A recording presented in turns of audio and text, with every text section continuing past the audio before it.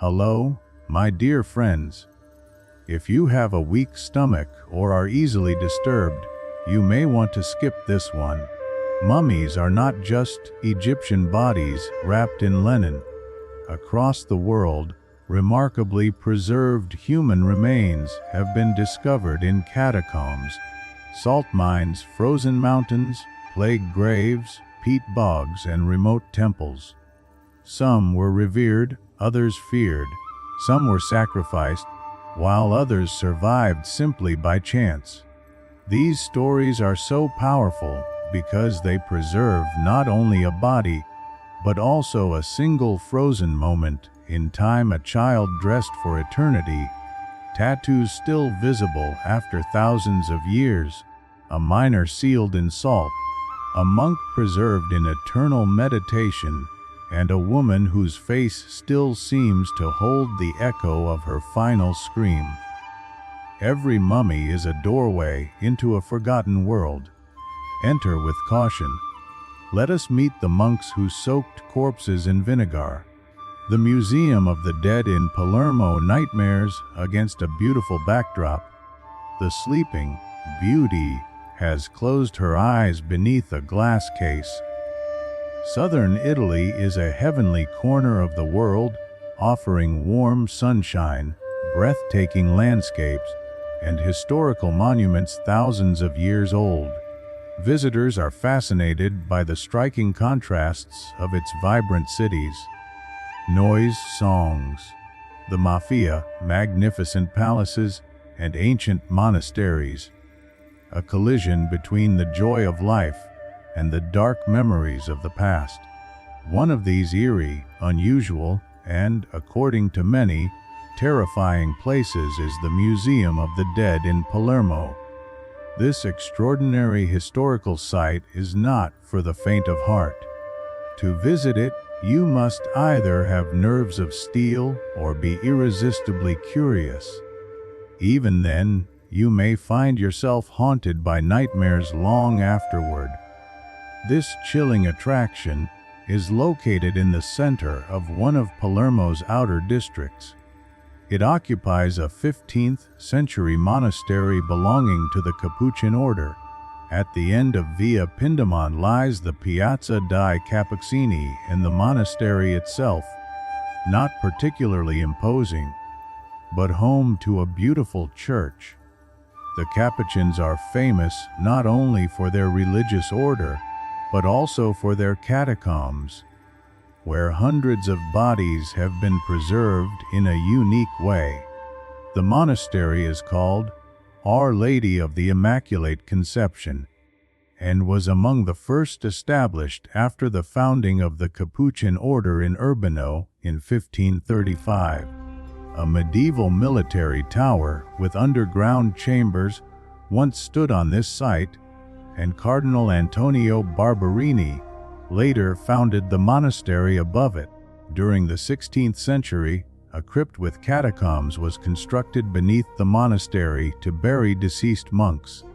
In 1599, the brothers decided to begin mummifying their dead. They discovered that the constantly cool air naturally helped preserve the bodies. The preservation technique was their own invention.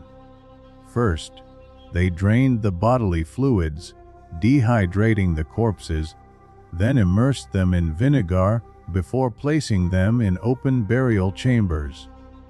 Initially, only Capuchin monks were laid to rest there, but later wealthy and influential laypeople also requested to have their remains preserved in the crypt.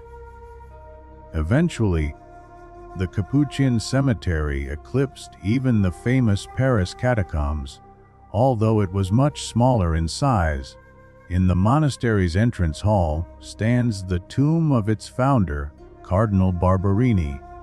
The inscription on the stone reads, "Only dust rests here, nothing more." Yet beneath the monastery lies a surprisingly vast underground world, with spacious, well-lit corridors stretching in every direction. Thousands of bodies line the walls in two, and in some places even 3 rows. To keep them upright, they are secured with wire or suspended from metal brackets fixed into the walls. Some stand alone, while others are grouped together as though frozen in conversation for eternity. The different wings of the catacombs are organized according to gender, profession, and age. Unsurprisingly, the largest section belongs to the monks, dressed in their distinctive attire, a coarse brown hooded robe, from which the Capuchins take their name, tied with a rope around the waist and neck. Here rests the first person to be mummified, Brother Silvestro of Gubbio, who died in 1599, as well as the last Capuchin monk to be preserved, Brother Riccardo of Palermo, who died in 1871.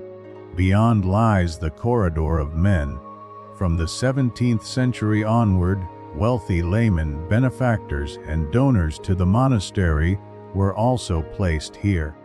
According to their wishes, some were dressed in rough penitential robes as a sign of humility, while others wore luxurious suits, embroidered shirts, lace collars, and elaborate garments reflecting their social standing.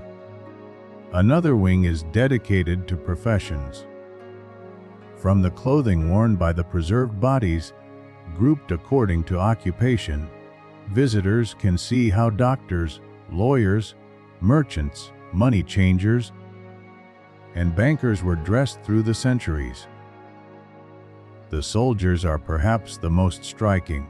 They wear richly decorated military uniforms typical of different periods in Italian military history.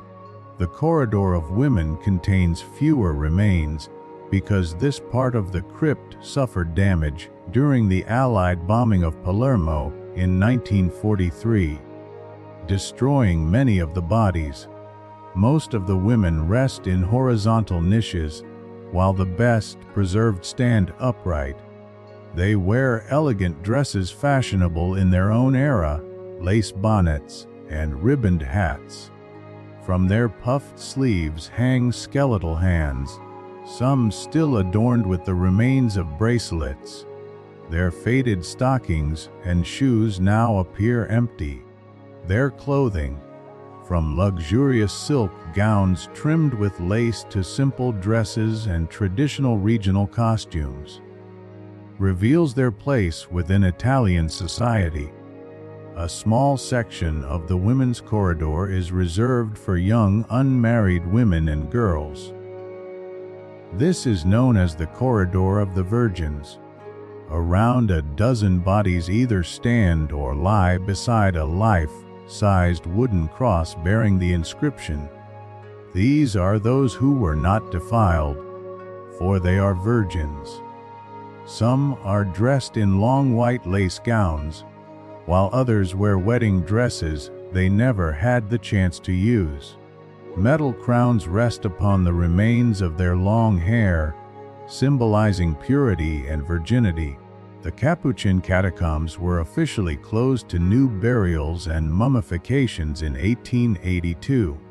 Nevertheless, even after the ban, a number of bodies were placed in what became known as the New Corridor. Entire families can be seen there, father, mother, and several children together. Among the deceased are notable citizens such as Filippo Panini, a sculptor who worked on Palermo Cathedral, Salvatore Manzella, a surgeon, Colonel Inia of the Army of the Kingdom of the Two Sicilies, and, according to some researchers, even the famous Spanish painter Diego Velázquez. The corridor also contains the only American buried there, Giovanni Paterniti, the U.S. vice consul, who died in 1911. The greatest attraction of the catacombs, however, is the body of 2-year-old Rosalia Lombardo, who died in 1920. She is by far the most famous among the nearly 8,000 preserved bodies.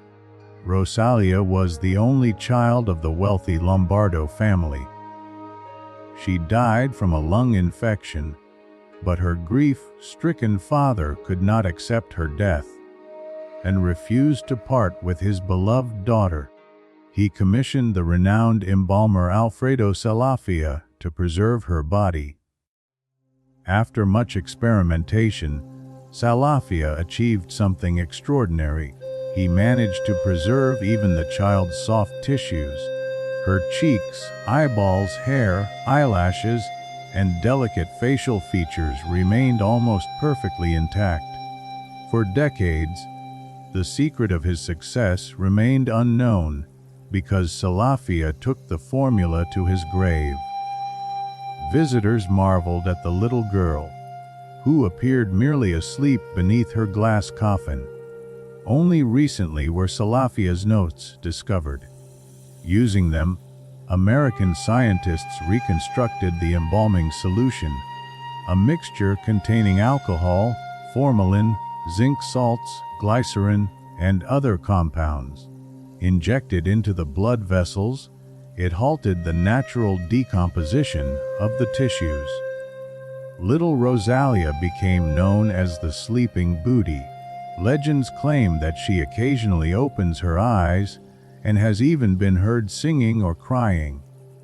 Most likely, the monks themselves have helped keep these stories alive, adding to the mystery and attracting more visitors to the monastery. An elderly monk with a graying beard and a solemn expression, dressed in the traditional brown Capuchin robe, often greets visitors with a simple message: before the inevitable end, all earthly desires are temporary. Fame, wealth, and vanity are fleeting temptations. Only faith in God can save the immortal soul. Perhaps the most heartbreaking place of all is the corridor of the children. Several dozen children rest there in open coffins, some made of glass or within niches carved into the walls. There are tiny infants as well as older children. In the central niche, a little boy sits in a rocking chair, holding his baby sister in his arms. The sight is devastating. These small bodies, dressed in tiny suits and delicate dresses, lovingly chosen by their parents for their final journey, leave few visitors untouched. A recent 2-year scientific study began examining 41 of the 284 children's remains dating from between 1787 and 1880. These are among the best preserved, looking almost like sleeping dolls. Dr.